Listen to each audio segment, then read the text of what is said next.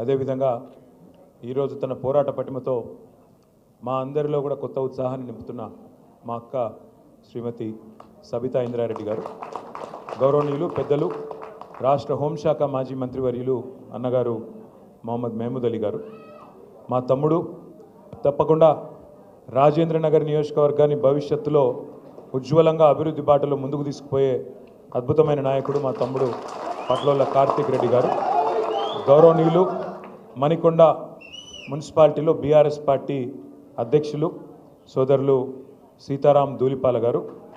మీరు మా అన్నగారిని మీకు పరిచయం చేయడం మర్చిపోయినాను. అంబర్పేట శాసనసభ్యులు పెద్దలు వాళ్ళ స్వామి అయ్యప్ప స్వామి మాలేసుకున్నారు అన్నగారు కాలేరు వెంకటేష్ అన్నగారు, గౌరవనీయులు రామగుండం మాజీ శాసనసభ్యుడు సోదరుడు కోరుకంటి చందర్ గారు, ఇప్పటిదాకా తన మాటతో షాయరీతో మిమ్మల్ని అందరినీ ఆకట్టుకున్న మా తమ్ముడు అబ్దుల్ ముఖీద్ చందా గారు, వేదికపైన ఆసీనులైన గౌరవనీయులు వక్ఫ్ బోర్డ్ మాజీ చైర్మన్ నిజాముద్దీన్ గారు, ఇంకా మా అర్షద్ గారు, అదేవిధంగా చాలామంది పెద్దలు ఉన్నారు. నేను ఎవరిలో పేర్లు చెప్తలేను, మనసులనే తిట్టుకోండి, బయటకు తిట్టుకోండి. వేదిక ముందున్న మా ఆడబిడ్డలకు, ముందున్న మా మణికొండ నియోజకవర్గం నుండి తరలి వచ్చిన, మణికొండ మున్సిపాలిటీ నుంచి తరలి వచ్చిన మా అన్నదమ్ములకు, అక్క చెల్లెళ్లకు, ప్రత్యేకించి ఈరోజు పార్టీలో చేరుతున్న నాయుడు గారు, మరి రంగారెడ్డి జిల్లా కాంగ్రెస్ కమిటీకి జాయింట్ సెక్రటరీగా ఉన్నారు. వాళ్ళ అబ్బాయి కూడా ఎయిర్ ఫోర్స్లో పనిచేస్తున్నాడంట. ప్రత్యేకంగా సెలవు పెట్టి ఈరోజు మరి ఇక్కడికి వచ్చేసిన వారి అబ్బాయికి కూడా, దాంతోపాటు వాళ్ళ మిత్ర బృందం మొత్తం నాయుడు గారు వెంబడ వచ్చిన పెద్దవాళ్ళందరికీ, అదేవిధంగా సోదరులు షేక్ ఆరిఫ్, భాస్కర్ గౌడ్, నవాజ్, ఆమిర్, ఖానాపూర్ ఉప సర్పంచ్ వెంకటేష్కి, అదేవిధంగా పేరు పేరున కార్యక్రమంలో పాల్పంచుకుంటున్న పత్రికా మిత్రులకి, మా వెనకాల నిల్చొని మరి వింటున్న మా ఆడబిడ్డలకి, అంటే జల్దీ తొందర ఉందా పోయేది లేక కనబడతలేదా? రెండు మధ్యలో ఉన్న వాళ్ళు కూర్చుంటే వాళ్ళకి వెనక కనబడుతుంది, మీరు కూర్చోరు. మధ్యలో ఉన్న వాళ్ళు గొడవ కట్టేసి వెనుకున్న వాళ్ళు కనబడతలేదు. Thank you. పేరు పేరున అందరికీ నమస్కారం. మీ అందరికీ రాష్ట్రంలో జరుగుతున్న అన్ని పరిణామాలు తెలుసు. రోజు పేపర్లలో టీవీలలో ఏం జరుగుతూ ఉంది, ఏమేమి అవుతున్నాయి, ఇవన్నీ కూడా మీకు తెలుసు. మీకు ఒక విషయం మాత్రం నేను ప్రత్యేకంగా గుర్తు చేయదలుచుకున్నాను.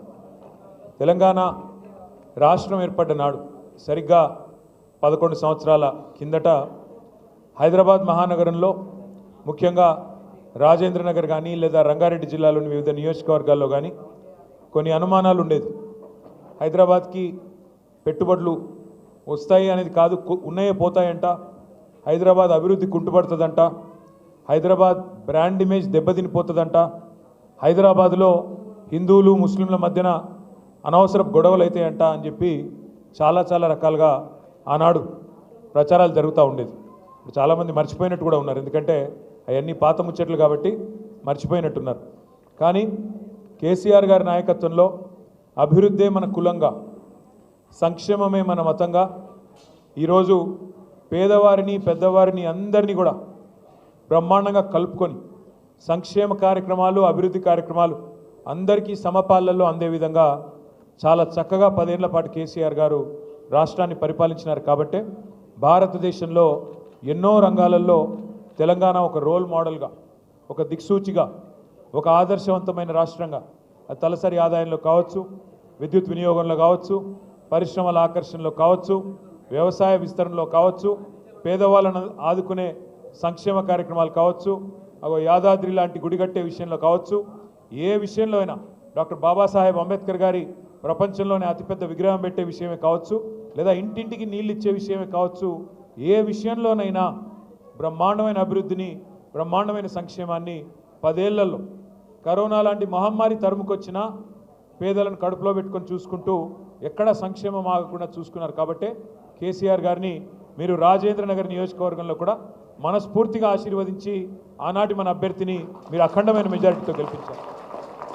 తమ్ముడు కార్తిక్ రెడ్డి గారు చెప్పినట్టు ఎమ్మెల్యేలు కొంతమంది పార్టీని వదిలిపెట్టి పోవచ్చు కాక, కానీ ఎమ్మెల్యే పోయినా అధికార లాలసతో పైరవీల కోసము, పదవుల కోసము, ఇంకో దానికోసం వారు పోయినా మేము మాత్రం ఉంటాము, పార్టీని వదిలిపెట్టమని చెప్పి నిబద్ధతతో ఉన్న మా గులాబీ అన్నదమ్ములకి, మా ఆడబిడ్డలకు హృదయపూర్వకంగా శిరస్సు వంచి నేను ధన్యవాదాలు తెలియజేస్తాను. కష్టాలు అందరికీ వస్తాయి. కష్టాలు మనిషి అనేవాడికి అందరికీ వస్తాయి. గెలుపులు ఓటములు ఎదురు దెబ్బలు ఇవేవి కొత్త కాదు. 2001 ఏప్రిల్లో కేసీఆర్ గారు పార్టీ పెట్టినప్పుడు ఆనాడు ఆయన వెంబడ కేవలం పిడికెడు మంది ఉండే. కానీ 24 ఏళ్లలో ఈరోజు కేసీఆర్ గారు పెట్టిన పార్టీ ఇంతింతై వట్టుడింతై అన్నట్టు ఆనాడు పెట్టిన ఒక విత్తనం వాళ్ళ మహావృక్షమై వేలాది లక్షలాది మంది నాయకులను కార్యకర్తలను బ్రహ్మాండంగా గ్రామ గ్రామాన ప్రతి పట్టణంలో ప్రతి పల్లెలో అద్భుతంగా విజృంభించి భయంకరంగా ఇవాళ అన్ని చోట్ల కూడా విస్తరించింది. నా విజ్ఞప్తి నా ప్రార్థన మీతో ఒకటే, ఇవాళ కేసీఆర్ గారు అంటే ఒక వ్యక్తి కాదు, టీఆర్ఎస్ అంటే ఒక సామాన్య శక్తి కాదు. కొంతమంది కలలు కంటున్నారు, పిచ్చి కలలు కంటా ఉన్నారు. రేవంత్ రెడ్డి గారు నిన్న మొన్న మాట్లాడుతున్నారు, కేసీఆర్ను ఫినిష్ చేస్తా, బీఆర్ఎస్ను ఫినిష్ చేస్తా. నేను రేవంత్ రెడ్డికి ఒకటే చెప్తా ఉన్నా, కేసీఆర్ను ఫినిష్ చేస్తా అని చెప్పి నీలాగా 24 ఏళ్లలో చాలామంది ప్రగల్భాలు పలికినారు, పిచ్చి ప్రేలాపనలు చేసినారు. ఇవాళ ఒక్కసారి చరిత్రలోకి తిరిగి తొంగి చూడు, కేసీఆర్ను ఫినిష్ చేస్తా అన్న వాళ్ళు ఎవరన్నా ఇక్కడ ఉన్నారా? ఇంకా వాళ్ళు ఫినిష్ అయినరా? ఒక్కసారి చూసుకోమని చెప్పి నేను విజ్ఞప్తి చేస్తా ఉన్నా. కేసీఆర్ అనే వ్యక్తి ఆయన తెలంగాణ రాష్ట్ర ఏర్పాటు కనుక ఆయన నడుము బిగించకపోతే ఇవాళ రేవంత్ రెడ్డి కూర్చున్న కుర్చీ, రేవంత్ రెడ్డి కూర్చున్న తెలంగాణ ముఖ్యమంత్రి అనే కుర్చీ ఇవాళ ఉంటుండేనా? ఒక్కసారి ఆలోచించాలని చెప్పి కూడా నేను మిమ్మల్ని కోరుతా ఉన్నాను. ఇవాళ అధికారము పదవులు ఎమ్మెల్యేలు ఎంపీలు ఎమ్మెల్సీలు ఇవన్నీ తాత్కాలికంగా ఉండొచ్చు, రేపు ఉండకపోవచ్చు. కానీ ప్రజల గుండెల్లో స్థానం శాశ్వతం, అది కేసీఆర్ గారికి మాత్రమే సొంతం అనే మాట నేను విజ్ఞప్తి చేస్తా ఉన్నాను. ఇవాళ రేవంత్ రెడ్డి గారు ఎందుకంటే ఆయన కొన్ని సాంకేతికపరమైన సమస్యలు ఉన్నాయి, అందుకే ఎత్తైన కుర్చీలో కూర్చుంటున్నాడు, 2 కుర్చీలు వేసుకొని కూర్చుంటుండు. కొన్ని టెక్నికల్ ప్రాబ్లమ్స్ ఉన్నాయి. ఎత్తైన కుర్చీలో కూర్చుంటే పెద్దగా అయిపోవు, నువ్వు ఎత్తైన కుర్చీలో కూర్చోగానే పెద్దోడు అయిపోవు. ప్రజల గుండెల్లో స్థానం సంపాదించుకోవాలి. నువ్వే చెప్తీవి కదా, ఏం చెప్పినావు ఎలక్షన్లకు ముందు? కేసీఆర్ బిచ్చమేసినట్టు 10,000 ఇస్తుండు, నేను 15,000 ఇస్తా. కేసీఆర్ రైతు బంద్ అంటే నేను రైతు భరోసా ఇస్తా అంటివి. మరి నేను ఇవాళ అడుగుతున్నా రేవంత్ రెడ్డి, రాష్ట్ర రైతాంగం ఎదురు చూస్తున్నది, 70 లక్షల మంది రైతన్నలు ఎదురు చూస్తూ ఉన్నారు. ఎక్కడ పోయింది నీ రైతు భరోసా? నువ్వే అంటివి కదా 10,000 ఏమున్నది, 15,000 ఇస్తా అంటివి. కేసీఆర్ 2 పంటలకు ఇస్తున్నాడు, నేను 3 పంటలకు ఇస్తా అంటివి. మరి ఎక్కడ బాయ్? ఉన్న వానాకాలం ఉన్న రైతు బంధు ఇప్పటికే ఎగ్గొట్టినావు. ఇప్పటివరకు వానాకాలం రైతు బందే ఖాతాల్లో పడలేదు. రైతన్నలు పాపం మోసపోయినామని ఇప్పుడు అర్థం చేసుకొని ఊరూరా బాధపడతా ఉన్నారు. రుణమాఫీ అంటివి, ఏమంటివి అన్నాడు? రుణమాఫీ చేస్తా. కేసీఆర్ ₹1,00,000 రుణమాఫీ చేస్తే మీరు రుణమాఫీ అయిన వాళ్ళు కూడా బ్యాంకు కురకండి, ఆగమాగం పొండి. కేసీఆర్ ₹1,00,000 మీకు మాఫీ చేసినాడు, నేను 2 లక్షలు చేస్తా. లోన్ తెచ్చుకోకపోతే అర్జెంటుగా తెచ్చుకోండి. డిసెంబర్ 9, 2023 సోనియమ్మ బర్త్డే, వెంటనే సంతకం పెడతా అంటివి. మరి సోనియమ్మ బర్త్డే పోయిన సంవత్సరం అయిపోయింది, ఈ సంవత్సరం రానే వస్తున్నది, ఇంకో సంవత్సరం. మరి 2023 అన్నావు, అది పోయింది. సోనియా గాంధీ గారి బర్త్డే మళ్ళీ వస్తూనే ఉన్నది, ఇంకో వారం రోజుల్లో 10 రోజుల్లో. ఇంతవరకు ఏమైంది? రుణమాఫీ అంటే సమాధానం లేదు. అదొకటే కాదు, ఒక సోనియా గాంధీ గారిని మోసం చేయలేదు, రాష్ట్రంలోని 70 లక్షల మంది రైతులనే మోసం చేయలేదు. మొత్తం ఏ దేవుడు కనబడితే ఆ దేవుడి మీద ఒట్టు. యాదగిరి గుట్టకు పోయిండు, యాదాద్రి లక్ష్మీనరసింహస్వామి మీద ఒట్టన్నాడు. వేములవాడ పోయిండు, రాజరాజేశ్వర స్వామి మీద ఒట్టన్నాడు. భద్రాచలం పోయినాడు, సీతారామస్వామి మీద ఒట్టన్నాడు. అలంపూర్ పోయినాడు, జోగులాంబ తల్లి మీద ఒట్టన్నాడు. ఇక్కడ హైదరాబాద్కి వచ్చి జూబ్లీహిల్స్ పెద్దమ్మ మీద ఒట్టన్నాడు. నిన్ననే దేవుళ్ళందరూ మీటింగ్ పెట్టుకున్నారంట. వీడెక్కడ దొరికిండ్రా నాయన, మనకు ఏడ కనబడితే ఆడ ఒట్లేస్తున్నాడు, ఈడెక్కడ దొరికినాడు నాయన. ఎందుకంటే మనుషులను మోసం చేసే మనుషులను చూసినాం, దేవుళ్ళను మోసం చేసేటోడు మొదటివాడు వీడు. మీరు ఆలోచించండి, నేను చెప్పేది తప్ప ఒప్ప ఆలోచించండి. ఏమన్నావు నువ్వు? 15 ఆగస్టు వరకు మొత్తం రుణమాఫీ. ఇంకా ఆ రోజు ఎగిరెగిరి పడుతుంది. హరీష్ రావు యాడున్నావు? మూసిల దుంకు, గంగల దుంకు, రాజీనామా చేస్తావా సస్తావా అంటివి. ఇవాళ అడవై మరి నీ రుణమాఫీ. ఆఖరికి పోని హిందూ దేవుళ్ళని మోసం చేసినావు. ఆఖరికి మా జాంగీర్ పీర్ దర్గా కూడా పోయి అక్కడ కూడా ఒట్టు పెడుతుంది సరిగా. జాంగీర్ పీర్ దర్గా పోయి పాపం అక్కడ ఒట్లు పెట్టినాడు. ఒక్కరిని కాదు, అన్ని కుల. అచ్చా, మెదక్ చర్చిని కూడా ఉంచుకున్నాడా? మెదక్ చర్చిలో యేసుక్రీస్తు కూడా బాధపడుతున్నాడంటే వీడెక్కడ దొరికిండ్రా నాయన. అక్కడ పోయి చర్చిలో అక్కడ కూడా ఒట్టు పెట్టినాడు. ఏ దేవుణ్ణి వదలలేదు. ఏ కులాన్ని వదలలేదు, ఏ మతాన్ని వదలలేదు. అంటే ఇంత మోసం అంటే ఇవాళ నేను నిజంగా కూడా హైదరాబాద్ ప్రజలకు మాత్రం మీ చైతన్యానికి మాత్రం జిహెచ్ఎంసీ పరిధిలో నేను శిరస్సు వంచి మీకు పాదాభివందనం చేస్తాను. రాష్ట్ర వ్యాప్తంగానేమో కాంగ్రెస్ పార్టీ మాటలు విని జిల్లాలలో పాపం కొంతమంది మోసపోయినారు. మా తమ్ముళ్ళు, మా అన్నలు, మా అక్కలు, చెల్లెలు కూడా ఫ్రీ బస్సు, తులం బంగారం అంటే కొంతమంది మోసపోయినారు. కానీ హైదరాబాద్ వాళ్ళు మాత్రం మోసపోలేదు. ఎందుకంటే కాంగ్రెస్ను చూసి వీళ్ళ మాటలు తెలుసు కాబట్టి, వీళ్ళ వ్యవహారం తెలుసు కాబట్టి రాజేంద్ర నగర్ కానీ, శేర్లింగంపల్లి కానీ మొత్తం 24 నియోజకవర్గాలు ఉంటే జిహెచ్ఎంసీ పరిధిలో ఒకటంటే ఒక్క సీటు కూడా కాంగ్రెస్కి ఇవ్వకుండా మీ చైతన్యాన్ని మీరు మాత్రం చూపెట్టినారు. సరే, మనం గెలిపించిన వాళ్ళు అప్పుడప్పుడు మన వాళ్ళు అనుకునే వాళ్ళు మనం మోసం చేయొచ్చు, వాళ్ళు తప్పు చేయొచ్చు. కానీ ఇందాక తమ్ముడు కార్తీక్ చెప్పినట్టు తప్పకుండా పశ్చాత్తాపపడే రోజు, బాధపడే రోజు. పెద్దలు అప్పుడెప్పుడో చెప్పినట్టు రాజకీయాల్లో హత్యలు ఉండవు, ఆత్మహత్యలు మాత్రమే ఉంటాయి. అందుకే మీరు గెలిపించిన మీ ఎమ్మెల్యే గారు ఆత్మహత్య చేసుకున్నాడు తప్ప మీరు తప్పు చేయలేదు. ఆయన పోయినా ఏమి కాదు పార్టీకి అని చెప్పి ఇవాళ పార్టీని మణికొండలో కావచ్చు, నార్సింగిలో కావచ్చు, బండ్లగూడలో కావచ్చు, శంషాబాద్లో కావచ్చు బ్రహ్మాండంగా కాపాడుకుంటూ ఎక్కడికక్కడ అద్భుతంగా నడుపుతున్న పోరాట పటిమను ప్రదర్శిస్తున్న మా నాయకులు మొత్తానికి హృదయపూర్వకంగా ధన్యవాదాలు. నేను మీతో ప్రార్థన, మీ అందరితో ప్రార్థన ఒకటే. నిజంగా కూడా గవర్నమెంట్లో ఉన్నప్పుడు ప్రజలకు సేవ చేసే భాగ్యం ఉంటుంది. ప్రజలని సంక్షేమ కార్యక్రమాల ద్వారా, అభివృద్ధి కార్యక్రమాల ద్వారా చేరుకునే అవకాశం ఉంటుంది. కానీ ప్రతిపక్షంలో ఉన్నప్పుడు నిజంగా ప్రజల పక్షాన కొట్లాడి ప్రజల గుండెల్లో శాశ్వతంగా స్థానం సంపాదించుకునే ఒక అరుదైన అవకాశం ఉంటుంది. ఇవాళ అవకాశం మా తమ్ముడు కార్తీక్ రెడ్డి గారికి వచ్చిందనే మాట నేను మీకు విజ్ఞప్తి చేస్తా ఉన్నాను. మీరు ఎంత గట్టిగా ప్రజల్లోకి పోతే చాలా సంతోషంగా ఉంది.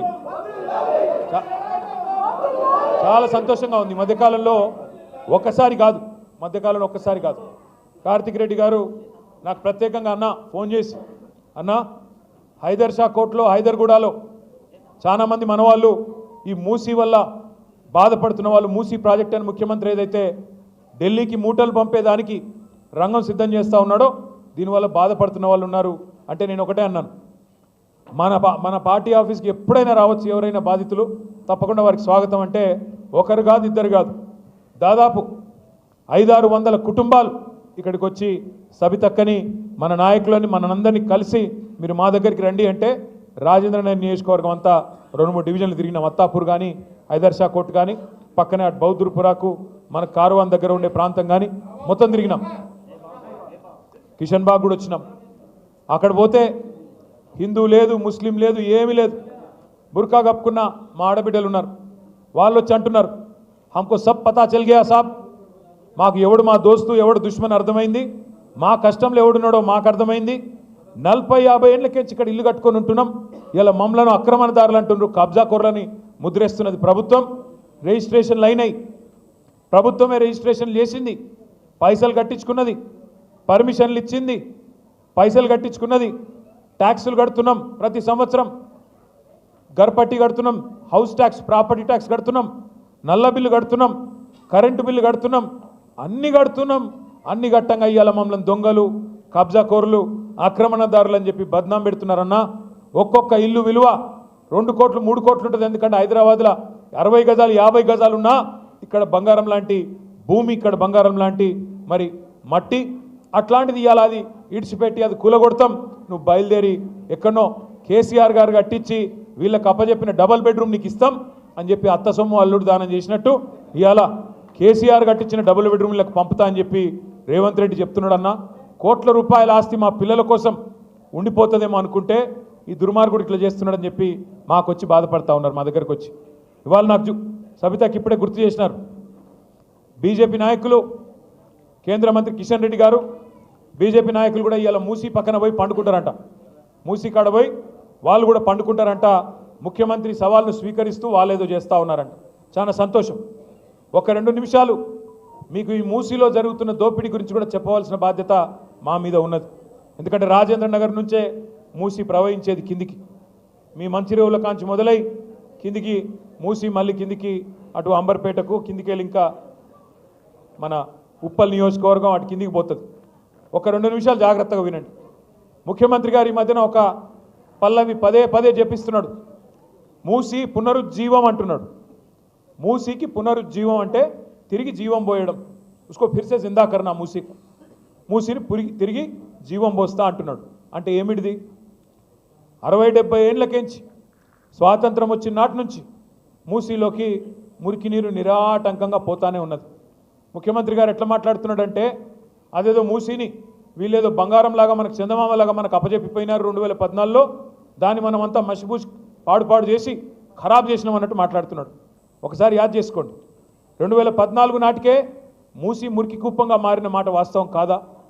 50-60 ఏళ్ళు కాంగ్రెస్ పరిపాలన, 15-20 ఏళ్ళు తెలుగుదేశం పరిపాలన, ఆ రెండిట్లో ఉన్నది ఇదే రేవంత్ రెడ్డి కాదా? గతంలో తెలుగుదేశంలో ఉన్నాడు, ఇప్పుడు కాంగ్రెస్లో ఉన్నాడు. ఈ 2 పార్టీలు కారణం కాదా మూసి మురికి కుప్పంగా మారడానికి? మరి మనం ఏం చేసినాం? 14 తర్వాత ఏం చేసినామంటే ప్రణాళికబద్ధంగా మూసిని మంచిగా చేయాలి, శాశ్వతంగా రాజేంద్ర నగర్ కావచ్చు, అదేవిధంగా కార్వాన్ కావచ్చు, బహదూర్పురా కావచ్చు, అంబర్పేట కావచ్చు, ఉప్పల్ కావచ్చు, హైదరాబాద్లో ఏ ప్రాంతాలు, ఎల్బీ నగర్ కావచ్చు, ఏ ప్రాంతాల నుంచి అయితే మూసిపోతున్నదో దాని పరివాహక ప్రాంతంలో అటు ఇటు उसके इतराफ में जो बच्चे हमारे हैं जो गरा हैं, किसी को तकलीफ नहीं पहुंचना बल्कि बहुत कोशिश हम करें. क्या करें? ఏం చేసినాం మూసికి మేము? ఒక 2 నిమిషాల్లో చెప్తాను నేను మీకు. పేదవాళ్ళ కడుపు కొట్టలేదు, పేదవాళ్ళ గూడు గూలగొట్టలేదు, కానీ దాన్ని మంచిగా చేసే ప్రయత్నం చేసినాం.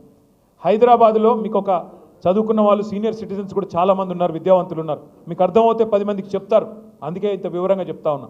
నేను 8 ఏళ్ల పాటు మున్సిపల్ శాఖ మంత్రిగా పనిచేసినాను కాబట్టి ఆ అనుభవంతో చెప్తా ఉన్నా. మూసీలోకి మనకు హైదరాబాద్ భౌగోళికంగా ఎట్లుంటుందంటే ఇట్లా ఇట్లా ఒక యూ షేప్లో, వి షేప్లో ఉంటుంది, యూ షేప్లో ఉంటుంది. ఇట్లా మొత్తం ఎక్కడ ఒక నీటి చుక్కబడ్డ హైదరాబాద్లో మురికి నీరు ఎక్కడి నుంచి వచ్చినా జిహెచ్ఎంసీ పరిధిలో 90% పైగా గ్రావిటీ ద్వారానే మూసీలోకి వస్తుంది.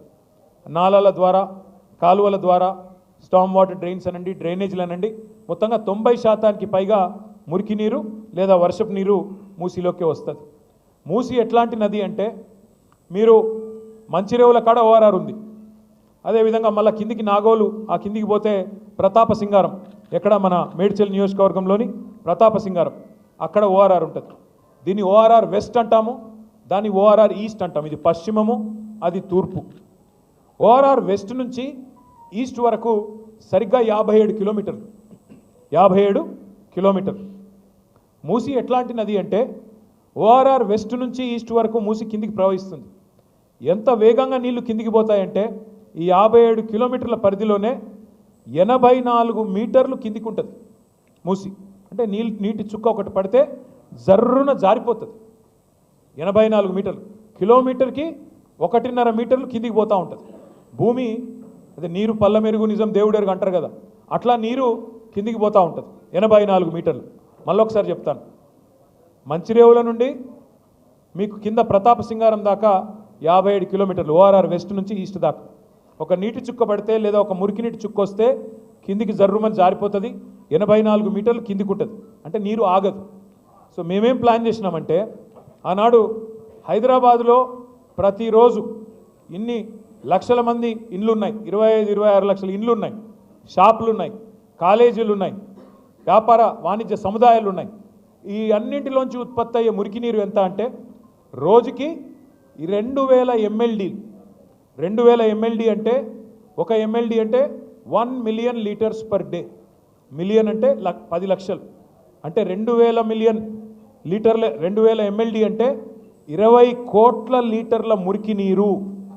20 కోట్ల లీటర్ల మురికి నీరు రోజు హైదరాబాద్లో ఉత్పత్తి అవుతుంది. కేసీఆర్ గారు మాకేం చెప్పారంటే మూసీని తిరిగి బతికించాలంటే ముందు ఆ 20 కోట్ల లీటర్ల నీళ్ళు ఏవైతున్నాయో వాటిని శుద్ధి చేయండి, వాటిని సివరేజ్ ట్రీట్మెంట్ ప్లాంట్లు పెట్టి ముందు మురికి నీటిని శుద్ధి చేసి కిందికి వదలండి. తద్వారా హైదరాబాద్లో దుర్గంధం వ్యాపించదు, దోమల సమస్యలు, ఆరోగ్య సమస్యలు రావు, ఆ నల్లటి నీళ్ళు ఏవైతుంటాయో అవి కూడా రావు. అది నెంబర్ 1 చేయమని చెప్పారు. దానికి మా కోసం, మన కోసం, మన నగరం కోసం, మన పిల్లల కోసం కేసీఆర్ గారి ప్రభుత్వంలో 4000 కోట్ల రూపాయలు, కరెక్ట్గా చెప్పాలంటే 3866 కోట్ల రూపాయలతో దాదాపు 1200 పైచిలకు MLDల సివరేజ్ ట్రీట్మెంట్ ప్లాంట్లు మనమే ప్రారంభించాము, మనమే పని బిగించాము 3 ఏళ్ల కిందట. అందులో కోకాపేటలో నేనే వచ్చి ప్రారంభించాను. నేను సబితక్క మేమందరం వచ్చినాం. కోకాపేటలో ఒక 15 MLD ప్లాంటు మీ రాజేంద్ర నగర్ నియోజకవర్గంలోనే పూర్తి చేసినాం. దాన్ని ప్రారంభం కూడా చేసినాం.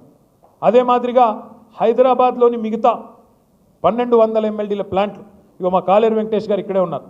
ఆయన అంబర్పేట నియోజకవర్గంలో 300 MLD ప్లాంట్ ఒకటే చోట అక్కడ కట్టినాం. అవతల వైపు ఎల్బీ నగర్లో భారతదేశంలోనే అతిపెద్ద సివరేజ్ ట్రీట్మెంట్ ప్లాంట్ 320 MLDల ప్లాంట్ అక్కడ కట్టినాం. ఇవన్నీ ఎందుకు చేసినాం? నీటిని శుద్ధి చేయడానికి, మూసీకి తిరిగి జీవం పోయడానికి. ఈరోజు నేను మీకు సంతోషంగా చెప్తా ఉన్నా, కేసీఆర్ గారి ప్రభుత్వ పనితీరు వల్ల ఎట్లా అయితే కరోనా సమయంలో కూడా రోడ్లు వేసుకున్నామో, ఎట్లా అయితే కరోనాలో దేశమంతా స్తంభించిపోతే మన హైదరాబాద్లో మాత్రం ఫ్లైఓవర్ లాగలేదు, మన హైదరాబాద్లో రోడ్ లాగలేదు.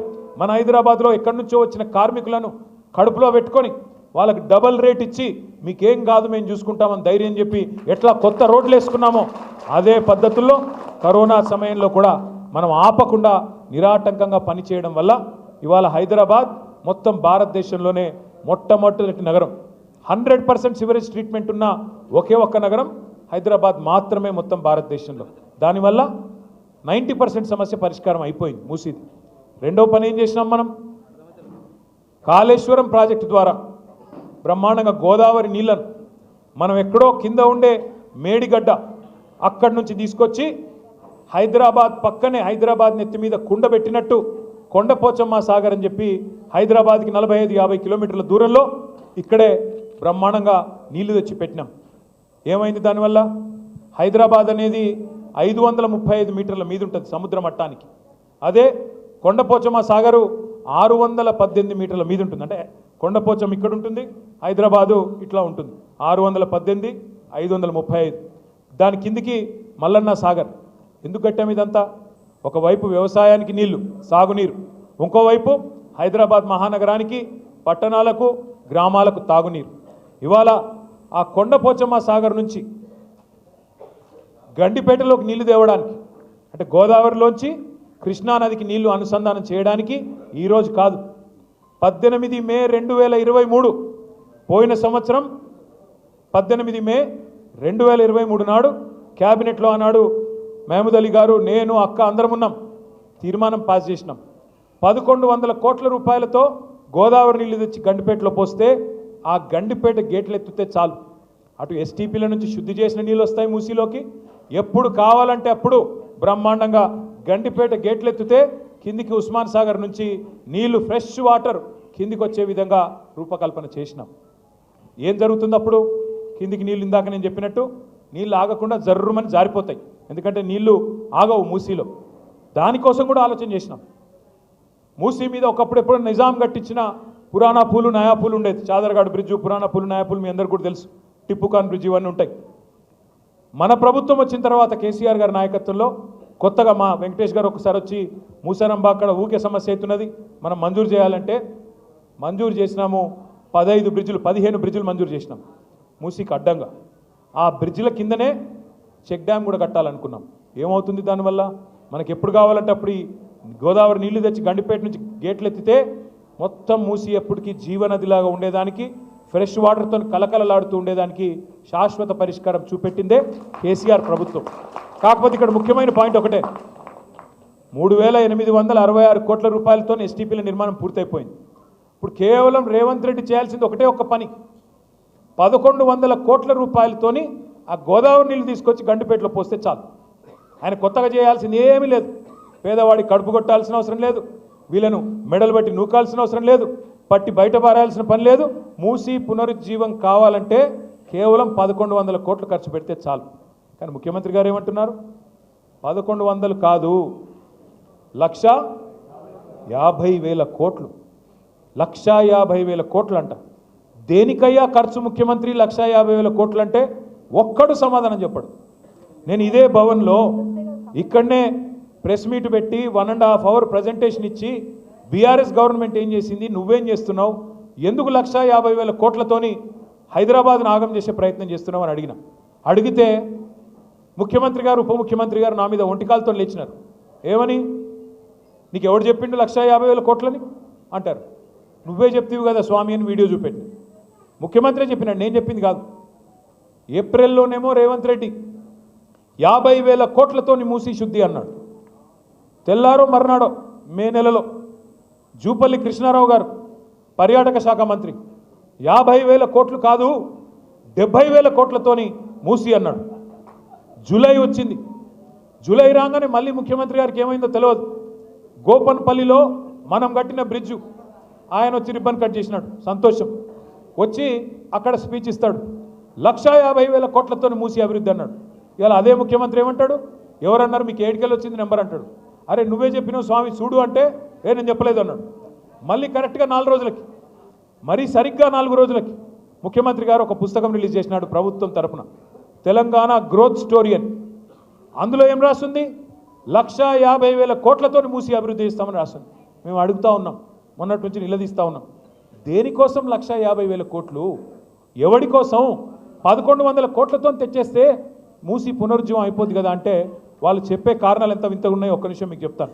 వాళ్ళు ఏమంటారు, మూసి పక్కల 2 పక్కల బఫర్ జోన్ ఉన్నది, బఫర్ జోన్లో ఉన్న వాళ్ళను ఎలగొడతాం, ఖాళీ చేస్తాం. నేను ఇవాళ ఇక్కడికి వచ్చిన మా ఆడబిడ్డలను అన్నదమ్ముల్ని ఒక్కటే మాట ఆలోచించమని కోరుతున్నా. మీరే రిజిస్ట్రేషన్లు చేస్తారు బఫర్ జోన్లో, మీరే పర్మిషన్లు ఇస్తారు, మీరే ట్యాక్స్ కట్టించుకుంటారు, మీరే ఇల్లు ఇన్ని రోజులు ప్రాపర్టీ ట్యాక్స్ వసూలు చేస్తారు, మీరే రోడ్లు వేస్తారు, మీరే గవర్నమెంట్గా మోరీలు కడతారు. ఇవాళ వచ్చి అక్కడ ఉన్న ఒక మల్లయ్య గారి ఇల్లేమో అల్లకెళ్ళి మురికి నీరు వస్తుంది, బఫర్ జోన్లో ఉన్నది, మూసి చెడిపోతుంది, కాబట్టి మల్లయ్య ఇల్లు కూలగొట్టాలి. మరి నేను అడుగుతా ఉన్నా ముఖ్యమంత్రి, మల్లయ్య ఇల్లు కూలగొడతావు, మరి రేపు బఫర్ జోన్లో నువ్వే ఒక పెద్ద రియల్ ఎస్టేట్ కంపెనీకి వాడికి ఇచ్చి వాడు మాల్ కడతాడు, మల్లయ్య ఇల్లు కూలగొట్టి మాల్ కడతాడు. మల్లయ్య ఇంట్లోకి వెళ్ళేమో మురికి నీరు వస్తుంది, మాల్లోకి వెళ్ళేమో సుగంధం వస్తుందా? మాల్లో కూడా అదే మురికి నీరు కదా వచ్చేది. ఇంకా మల్లయ్య ఇంట్లోకి వెళ్ళి వచ్చిన దానికంటే 1000 రెట్లు ఎక్కువ వస్తుంది. కానీ అది బాగట, ఇది బాగా కాదంట. నేను అందుకే అడుగుతా ఉన్నా, ముఖ్యమంత్రి సమాధానం చెప్పు. బఫర్లో మల్లయ్య ఇల్లు ఉండకూడదు ఎట్లా, మాల్ ఉంటుంది ఎట్లా? సమాధానం చెప్పు. ఎవడి కోసం 150,000 కోట్లు పెడతానంటున్నావు, దేనికోసం పెడతానంటున్నావు? మాకు అర్థమవుతున్నది. మూసీ మే లూటో ఢిల్లీ మే బాటో, మూసీలో లూటో ఢిల్లీ మే బాటో. ఎందుకు? నీ బాసులు ఢిల్లీలో ఉన్నారు, వాళ్ళ కోపం వస్తే నీ తుమ్మితో ఊడిపోయే ముక్కు నీది, ఎప్పుడు ఊసిపోతుందో తెలియదు. రాహుల్ గాంధీకి మూటలు పంపకపోతే ఆయన ఊకోడు, మళ్ళీ పైన ఇంకా ప్రియాంక గాంధీ గారు ఉన్నారు, ఇంకా చాలామంది పెద్దలు ఉన్నారు, వాళ్ళకు మూటలు పంపాల్సిందే. పంపాలి అంటే మీకు తెలుసు, కోకాపేట ఇక్కడ మీకు యాదికుండాల రాజేంద్ర నగర్లో కోకాపేట ఉన్నది. ఇలా కోకాపేట భూములు ఎంత ఖరీదైనాయో మా వెంకటేష్కి తెలుసు బాగా. ఖానాపూర్లకు, కోకాపేటలకు, నార్సింగోళ్లకు, మణికొండలకు మీకే తెలుసు. భూముల విలువ ఆనాడు ఎంత, 2014లో ఈరోజు ఎంత. అయితే విచిత్రం ఏంటంటే మాకు ఎక్కడ ఆశ్చర్యం అనిపిస్తుంది అంటే, కోకాపేటలో ఆనాడు కొన్ని భూములు నియోపోలిస్ అని పెట్టి దాన్ని ఆ మూవీ టవర్స్ పక్కన డెవలప్మెంట్ చేసి, గతంలో కాంగ్రెస్ ప్రభుత్వం కూడా వేలం వేసింది, గోల్డెన్ మైల్ అనే పేరిట.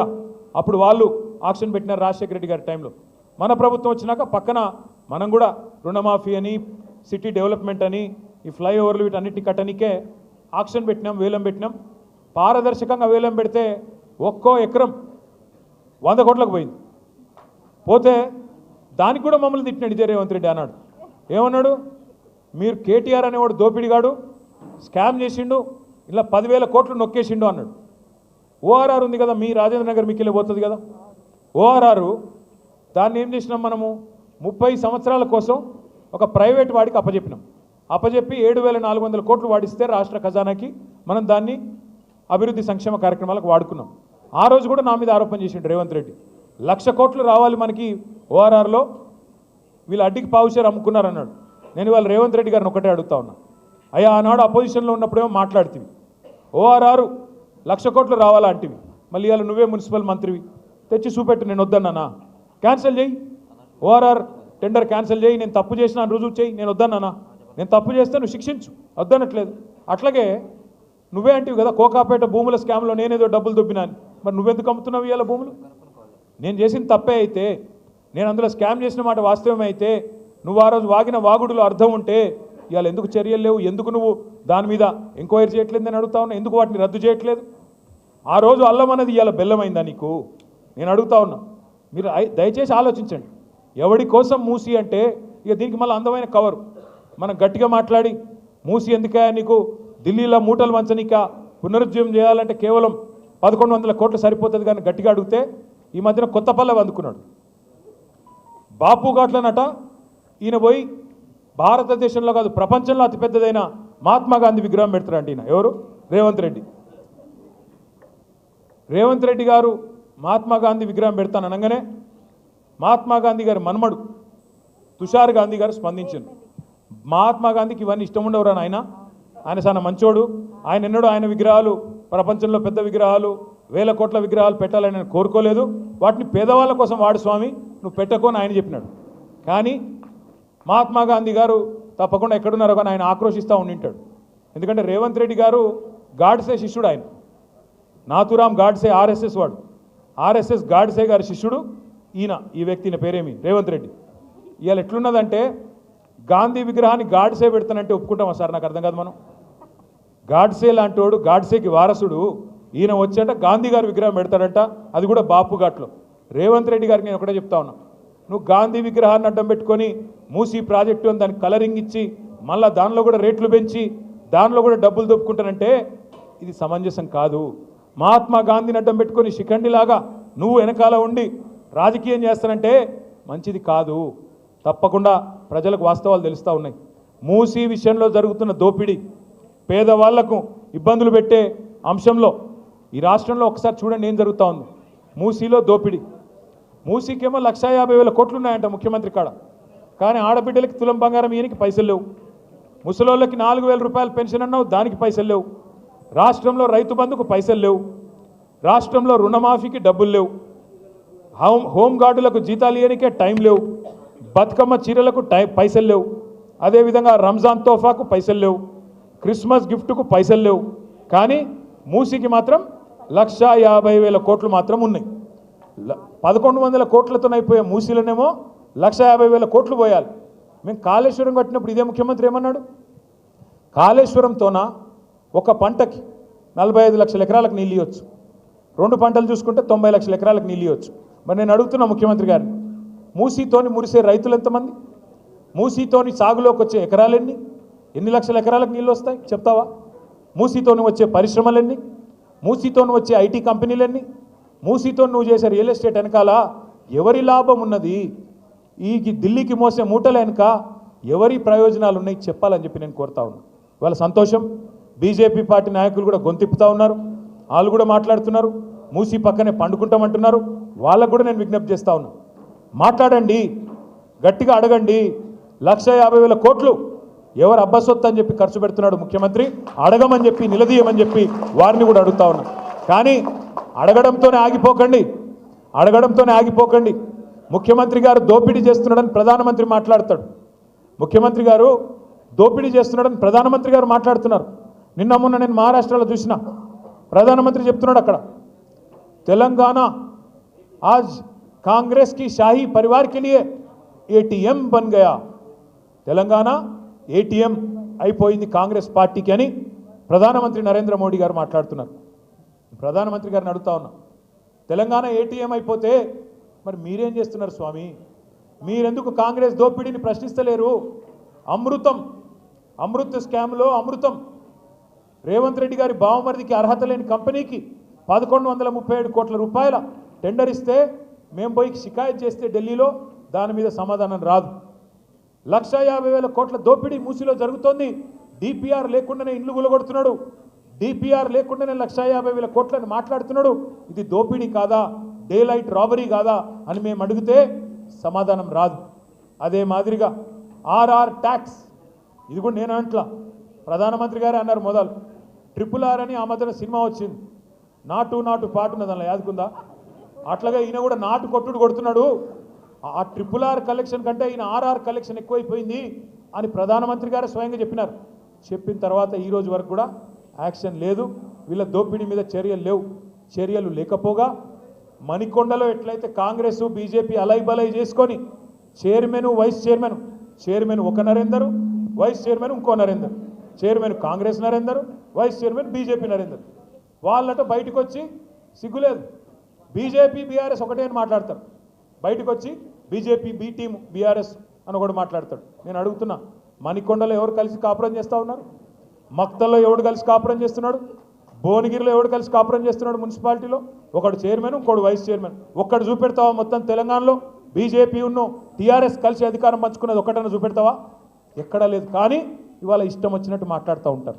నేను మీద అందరితో ప్రార్థన ఒకటే, ఇవాళ బీజేపీ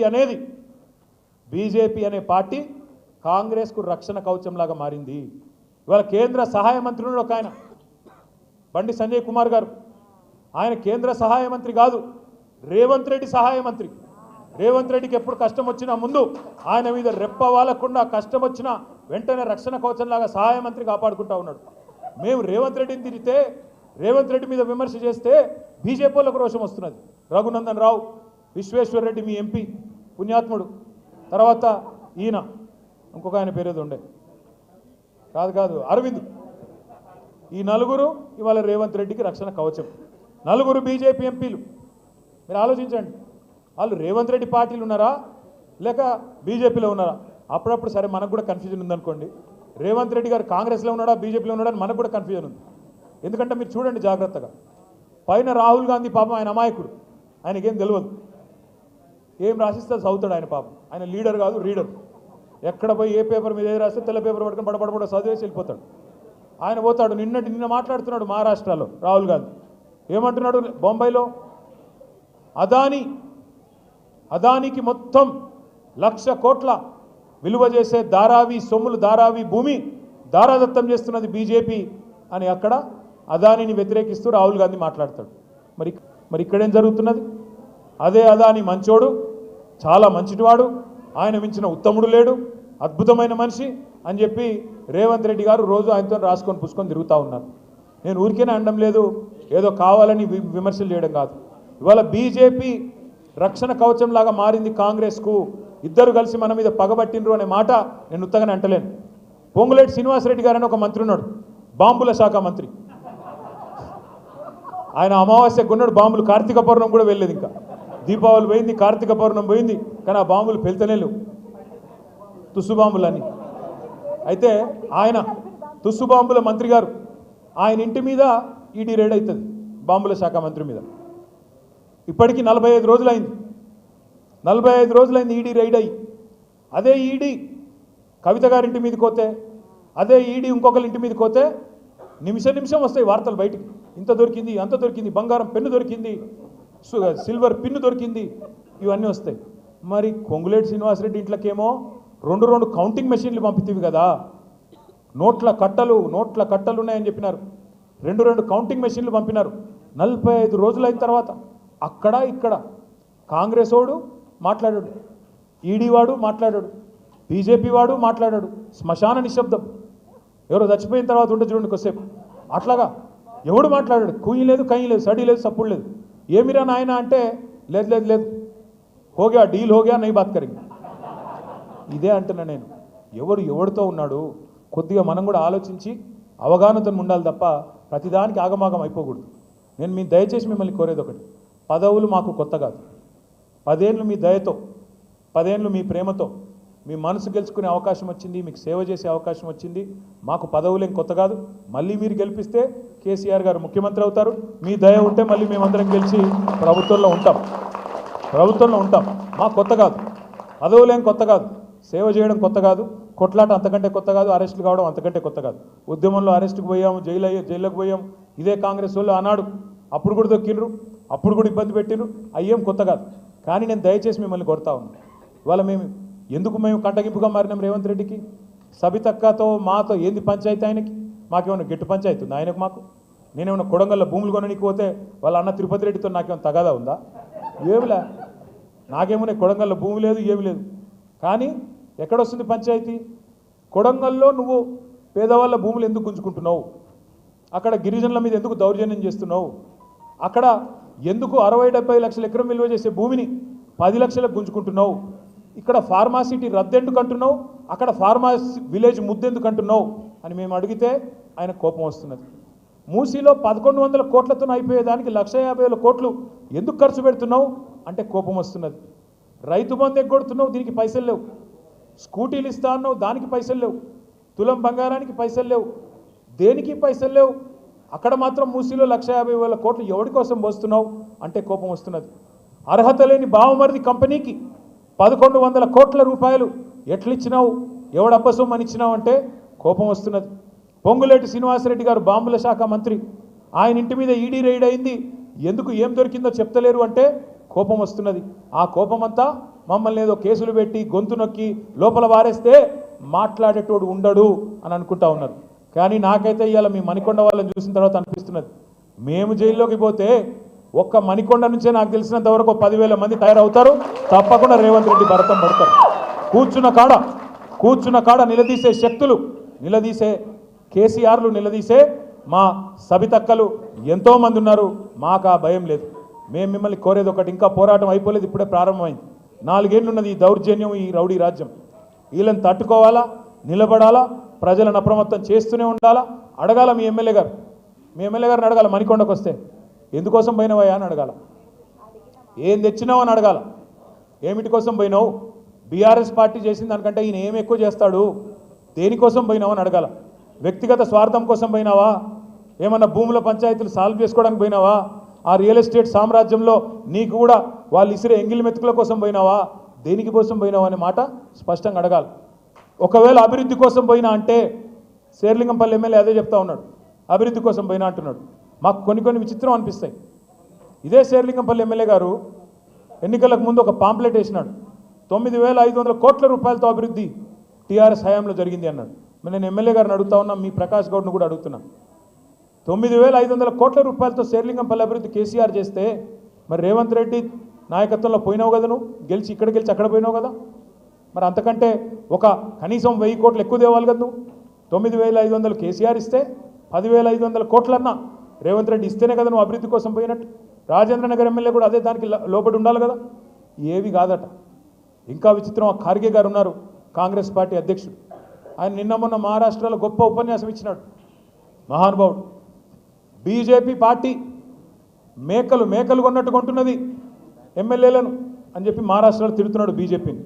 నేను ఇన్వైట్ చేసిన ఖార్గే గారిని, అయ్యా ఖార్గే గారు ఒకసారి తెలంగాణకు రండి, ఇక్కడ కూడా మేకల మండీలో కాంగ్రెస్ బాగా కొంటున్నది, మా మేకలు కూడా కొన్ని తప్పిపోయి కాంగ్రెస్ శిబిరంలో తిరుగుతున్నాయి, ఆ మేకలను పట్టుకొచ్చుకుందాం, నువ్వు రా స్వామి అన్న.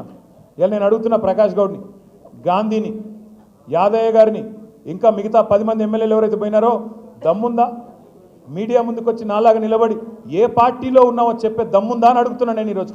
కనీసం నువ్వు కాంగ్రెస్ వాడివా, బీఆర్ఎస్ వాడివా, ఏ పార్టీ వాడివో చెప్పే పరిస్థితి ఉందా, సిగ్గుందా?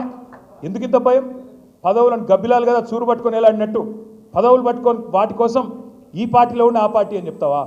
ఈరోజు ఏ పార్టీ తెలియదు అయిన దానికి. కాంగ్రెస్లో ఉన్నాడా, బీఆర్ఎస్లో ఉన్నాడా, త్రిశంకు స్వర్గంలో ఉన్నాడా? దీన్ని ఏమనాలి మనం? నేను గట్టిగా మాట్లాడితే మళ్ళీ తిట్టిండంటారు కాబట్టి నేను తిట్టను. కానీ ఒకటి మాత్రం పక్కా, రేవంత్ రెడ్డి మోసాలు, రేవంత్ రెడ్డి కరప్షన్, రేవంత్ రెడ్డి చేస్తున్న కుట్రలు, వాటి నుంచి పేద ప్రజలను కాపాడుకోవడం ఎలా అనే విషయంలో మేమందరం కేసీఆర్ గారి నాయకత్వంలో నిరంతరాయంగా పనిచేస్తూనే ఉంటాం, భవిష్యత్తులో కూడా పనిచేస్తూనే ఉంటాం. మీరు తప్పకుండా రాజేంద్ర నగర్లో కార్తిక్ రెడ్డి గారి నాయకత్వంలో ఎక్కడికక్కడ కొత్త కమిటీలు వేసుకుందాం. రాజేంద్ర నగర్ ఉప ఎన్నిక తప్పదు, రాజేంద్ర నగర్లో బై ఎలక్షన్ తప్పదు. తప్పకుండా రేపటి రోజున గులాబీ జెండా ఎగిరే విధంగా అందరం కలిసికట్టుగా కష్టపడదాం. మీకే కష్టం వచ్చినా సబితమ్మ ఉన్నారు, నేనున్నాను, మహమూద్ భాయ్ ఉన్నారు, మొత్తం వేదిక మీద కూర్చున్న నాయకులందరం క్షణం ఆలస్యం చేయకుండా మీకోసం పరుగున వస్తాం. ఎవ్వరూ భయపడాల్సిన పని కానీ బాధపడాల్సిన పని కానీ ఉండొద్దు అని చెప్పి కూడా కోరుకుంటూ మనస్ఫూర్తిగా మీ అందరికీ స్వాగతం తెలుపుతూ జై తెలంగాణ. ఇంతేనా? గట్టిగా నిలబడాల మణికొండ దాకా. జై తెలంగాణ. Thank you. అందరికీ భోజనాలు ఏర్పాటు చేశారు. దయచేసి అందరూ కూడా భోజనాలు చేసుకున్న తర్వాతనే